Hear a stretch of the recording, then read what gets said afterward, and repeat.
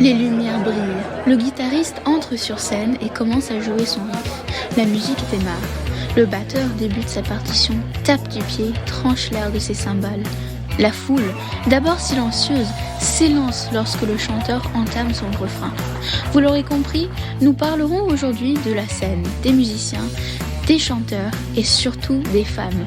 De Blondie à Janis Joplin en passant par Joan Jett, les femmes ont su marquer le monde du rock, un univers qui semble pourtant être très masculin à première vue.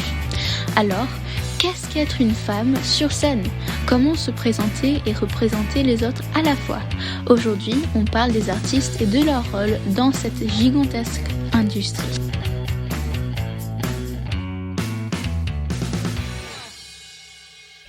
Moi, c'est Mégane Rimland. Je suis bassiste sur les groupes Oslo Tropique, bassiste de remplat aussi sur un autre groupe qui s'appelle Bipolar Club et multi-instrumentiste sur Metz, Mélodie en sous-sol. Alors, j'ai plutôt une orientation rock, voilà, sur scène, donc artiste musicienne de métier. Alors à la base, j'étais pas du tout partie pour faire ça. J'étais partie sur des études d'égyptologie, donc ce qui n'a rien à voir. Mais du coup, en parallèle de ça, je suivais des cours depuis que j'avais 14 ans dans une école privée, en guitare et en basse. Je faisais les deux cumulés avec Claude Thiebaud. Et puis, au bout d'un moment, il s'est rendu compte avec un collègue qu'il y avait un truc quand même, que la musique et la scène l'emportaient beaucoup. On en a beaucoup discuté de comment je pouvais faire les choses, comment j'envisageais les choses. Et puis, à un moment donné, j'ai pris la décision de suivre la voie de la passion, qui est pas forcément la plus simple au début. mais voilà, j'ai arrêté en fin de troisième année de licence d'égyptologie pour partir sur des conservatoires. Donc, conservatoire de jazz à Troyes et de musique actuelle à Toulouse. Voilà, donc un choix de passion. Oui. Et comment est-ce que vous vous sentez quand vous êtes sur scène ? Alors, comment je me sens sur scène ? La scène, c'est vraiment mon élément. T'es batteuse aussi, à ce qui me semble. Je sais pas si t'as déjà expérimenté un peu, mais dès qu'on est sur scène, on est à la maison, quoi. On sent tellement bien, tu vois. C'est un truc qui nourrit vraiment de l'intérieur. Après, ça n'a pas toujours été comme ça, puisqu'à une époque, par rapport au regard justement de certains spectateurs, par rapport à ma place de femme sur scène, c'était un petit peu difficile à gérer. C'est-à-dire que quand tu as des spectateurs qui, au premier rang, ont des remarques sexistes déplacées ou des regards déplacés, tu te dis, je fais quoi ici ? Moi, je suis musicienne, je fais partie d'un groupe. Est-ce qu'il écoute ce que je fais ou est-ce qu'il est ailleurs, tu vois ? Donc, des fois, je me suis déjà retrouvée à aller pleurer derrière en loge juste après le concert. Parce que j'avais du mal à trouver ma place, vraiment. Alors aujourd'hui, je me suis bien armée là-dessus. Et du coup, je suis complètement épanouie. Mais voilà, je suis passée par des moments un peu difficiles. Oui, et en parlant de ça, est-ce que vous voyez des grandes différences tout le temps entre le traitement des hommes et des femmes, des spectateurs ? Donc quand vous êtes sur scène, est-ce que vous voyez que les spectateurs vous traitent différemment qu'ils traiteront des hommes, par exemple ? Clairement, ouais. C'est quasiment tout le temps comme ça, c'est-à-dire que je sors de scène et les gens viennent me dire « Waouh, une femme sur scène, bassiste, waouh !» Alors du côté homme, ça va être « Waouh !» On va voir si on peut parler matos, matériel. Ou alors c'est « Waouh ! Ah ouais, une femme sur scène, bassiste !» Donc ah ouais, d'accord, tu fais autre chose qu'être à la maison, quoi. Un petit peu, tu vois, il y a encore cette image un peu de la femme à la maison qui peut pas être sur scène. C'est assez bizarre. Et voilà. Et des fois, comme je te disais, c'est les remarques déplacées, qui sont pendant le concert ou après le concert. Et après, du côté femme, par contre, c'est marrant, c'est merci. C'est merci de représenter les femmes sur scène. Et ça, c'est quasi systématique. Voilà. Et je me dis, ouais, c'est cool, faut continuer. Ouais, d'autant plus que du coup, je suis dans un mouvement Lola Frichet, qui est bassiste des Pogo Car Crash Control et de COS, qui a lancé tout un mouvement qui s'appelle More Women on Stage. Plus de femmes sur scène. Et moi, à chaque concert maintenant, je me balade avec mon panneau. Plus de femmes sur scène, More Women on Stage. Et comme ça, t'as forcément, tu vois, ça marque. Et du côté des femmes, en tout cas, ça marche super bien. Et voilà, elles viennent me voir, super. Voilà, donc c'est cool. Ouais. Et est-ce que vous voyez une grande différence entre l'attitude des hommes comparée à celle des femmes sur scène ? Dans l'équipe, tu veux dire ? Oui. Entre nous sur scène ? Alors moi, j'ai eu la chance d'atterrir quand même dans des groupes où ça se passe super bien. Voilà, donc il n'y a pas de différence entre nous. J'interviens autant dans la composition que sur le déballage de matériel, le démontage, le montage. Il y a 3 jours, j'étais en concert à Paris et quelqu'un qui me dit « Waouh, ah ouais, tu portes le matériel aussi ?» Bah, j'en connais des nanas, elles le font pas, quoi. Elles font leur diva, elles touchent à rien. Je le regarde, je fais bah ouais, c'est normal, quoi. Tu vois. Et sur le coup, j'ai pas su trop comment le prendre. Je sais toujours pas trop comment le prendre maintenant. Mais c'est clairement pas la majorité des cas, quoi. J'ai aussi des femmes, tu vois, qui sont, par contre, qui ont pas cette chance et qui sont carrément exclues de la composition. Parce que certaines collègues, moi ça n'a pas été le cas et j'ai fortement de la chance, mais beaucoup de collègues qui du coup atterrissent dans des groupes. Et non, la composition ça va être les gars. La femme ça va être clairement pas ça du tout, quoi. Elle va être carrément exclue de la compo. Donc ça c'est assez nul. Voilà, et je reprends mes idées. Et oui, ça me fait réagir sur le fait que, par contre, à mes débuts, le seul truc où j'ai pas eu de chance, entre guillemets, c'est que je m'installais, tu vois. Et puis là, sans que je demande rien et sans qu'on me demande rien, on venait toucher à mes pédales, à mon ampli, on faisait mes réglages, quoi. Tu vois. Alors après, c'est pas évident, tu t'oses pas dire parce que forcément, t'as des liens d'amitié qui se tissent. Mais j'étais la seule nana et hop, tiens, on vient toucher des trucs. Bah ça, aujourd'hui, je dis non. Clairement, c'est non. Mm-hmm. Voilà. Et malheureusement, c'est des choses qui interviennent dans le processus de son, de création, composition, qui interviennent encore aujourd'hui. Mais voilà, j'ai quand même pas trop vécu, quoi. Ça va, j'étais quand même pas mal...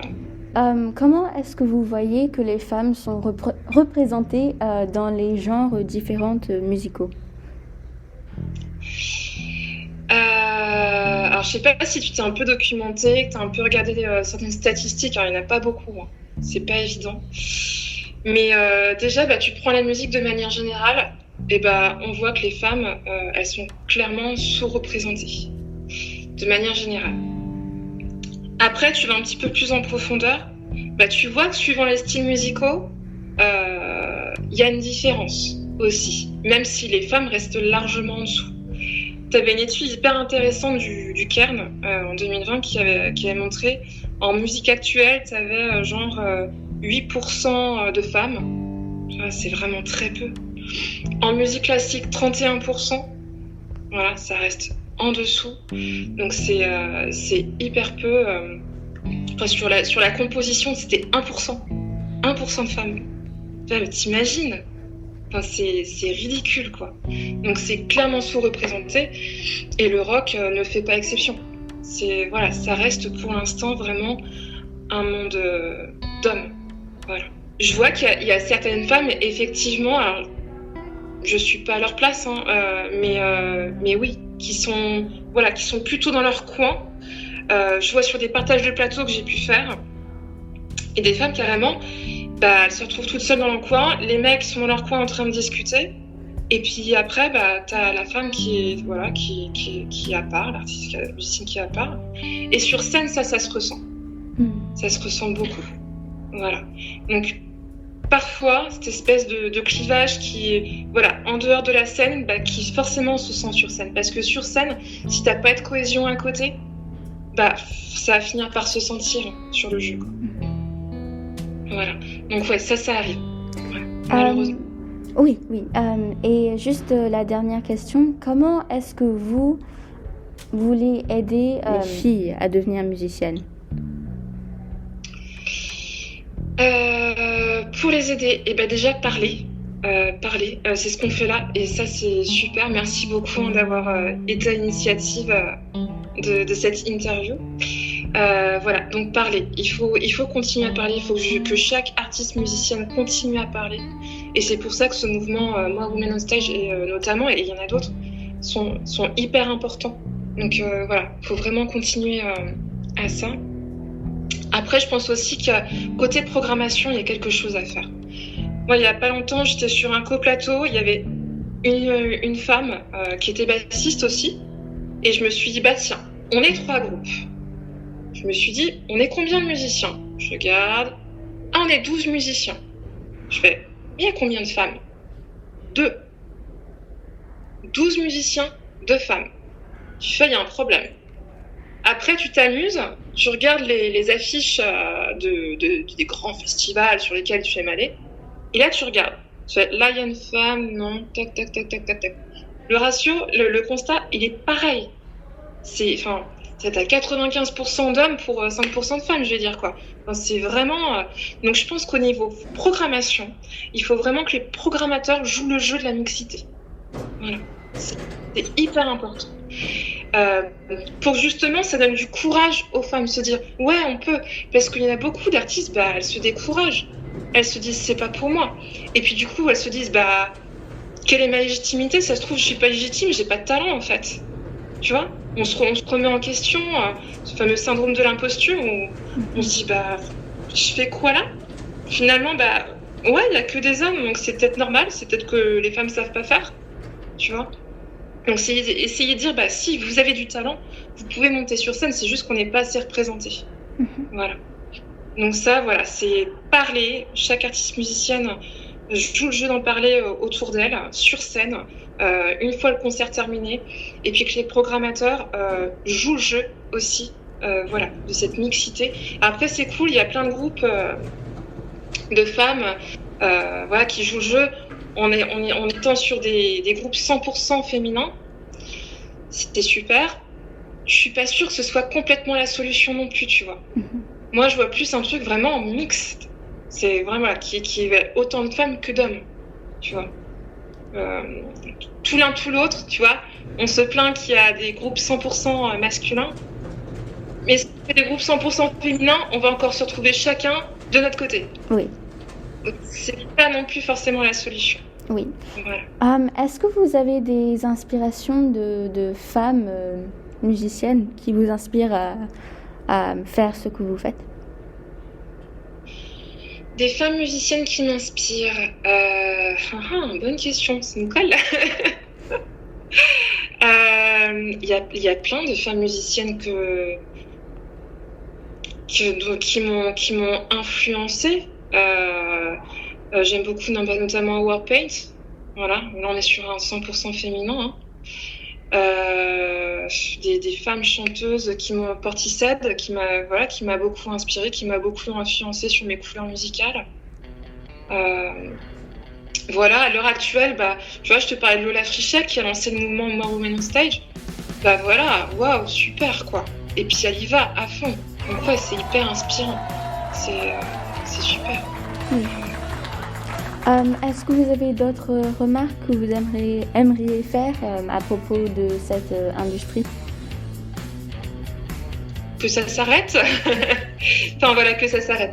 Que cette espèce d'inégalité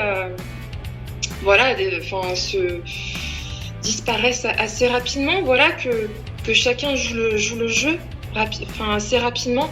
là, en ce moment, je vois, il y a quand même pas mal de choses qui bougent, parce que dans ma boîte mail, j'ai beaucoup, tu vois, les trucs comme la SACEM. La SACEM, je sais pas si tu vois ce que c'est. C'est la Société des artistes, auteurs, compositeurs. Voilà, on dépose nos morceaux là-bas. Qui nous envoie en ce moment, en tant que femmes, des questionnaires pour savoir justement comment on se sent, quelles sont les inégalités, etc. Audience aussi, ou des choses comme ça, le CNM. Donc on se dit qu'il y a des choses qui sont en train de bouger. Voilà. Donc l'espoir est là, et l'espoir que voilà, ça change.